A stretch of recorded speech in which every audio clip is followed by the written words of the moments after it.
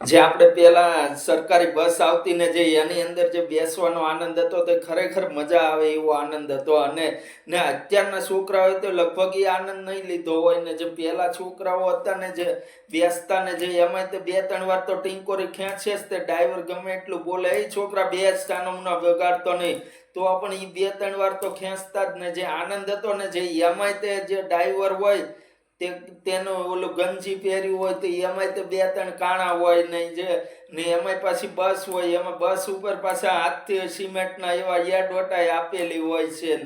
અને આ જે બારીના કાચ ખખડતા હોય ખટખટ ખટખટ ખટખટ આવી રીતના અવાજ આવતો હોય છે. ને પાછા એમાંય તે બે ત્રણ જણા છોકરાઓને લઈને અંદર આવતા હોય છે ને પાછા એમાંય તે અંદર આવીને બેસાડે ને જગ્યા ગોતીને પછી એમાંય તે પાછા ઓલો ટીટી આવે એ કે આ છોકરાની ટિકિટ એ કે સાહેબ આ છોકરો 3 વર્ષનો જ છે એવું 3 વર્ષનું પાછું 5 વર્ષ સુધી ચાલતું એટલે ટિકિટ લેવી પડે નહીં. એટલે ને પહેલાં શું છે આપણે ફોન નહોતા એટલે કોઈ બાજુમાં આવીને બેસે એટલે વાતો ચીતો કરતા ને ભાઈ તમારે કેટલા દીકરા એ કે મારે 3 દીકરા છે એ કે કેટલામું ભણે છે એ કે 7મું ભણે, એક 9મું ભણે, એક 12મું ભણે. હા ને એમાં કેટલા છોકરાની સગાઈ કરી એ કે એકની કરી છે એ કે વંથળી કરી છે ને એ કે લગ્નનું હજી હમણાં નથી કીધું એ કે 2 વર્ષ પછી કીધું છે એટલે લગ્ન થઈ જાય પછી જે આવી વાતો સીતું કરતા અને જે મજા કરતા. અને એમાંય તે પાછા સીટ ફાટલી હોય ને એમાંય તે પાછું જ્યાં પહોંચવાનું હોય ત્યાં તો મોટું કાણું કરી નાખે છે ખોતરીને અને એમાંય તો પાછું સીટની પાછળ દિલ દોરેલું હોય છે ને વાહ જાને મન ને આવું બધું લખેલું હોય ને આમ એટલે આવું બધું લખેલું હોય ને જે આમાં પાણીના પાઉસ વાળો આવે કે પાઉસ ઠંડા પાણીના પાઉસ ઠંડા ઠંડા ઠંડા પાણીના પાઉસ. હવે તો પાઉસ મળતા નથી હવે તો બોટલો આવી ગઈ છે. અને જે મજા હતી ખારેસિંગ રેવડે ખારેસિંગ પાકીટ આવું બધું વેચવા આવતો હોય ને સિસોટી ને આવું બધું એમાં છોકરા એ કે પપ્પા ખારેસિંગ એવી રીતના ખારેસિંગ લેવડાવતા ને જે મજા આવતી ને એના પપ્પા કે હજી હમણાં ખારેસિંગ ખાધી ને ત્યાં પાછો કેળા વાળો આવે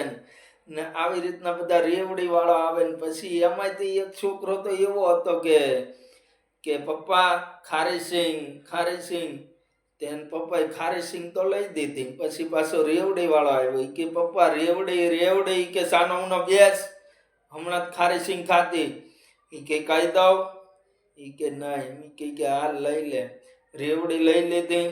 પછી પાછો કેળા વાળો આવ્યો એ કે પપ્પા કેળા એ કે હમણાં તો રેવડી ખાધી તે એ કે કહી દઉં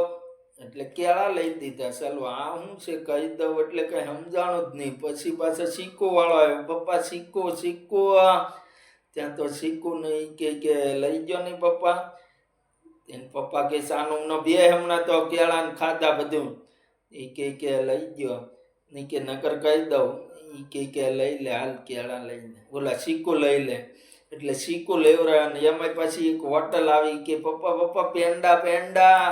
ત્યાં તો પેંડાનું ઈ કીધું ઈ કે સાનો હાલ બસમાં ઈ કે કહી દઉં એટલે પાછા પેંડા લેવરાવ્યા. હજી આગળ પહોંચવાનું હતું એટલે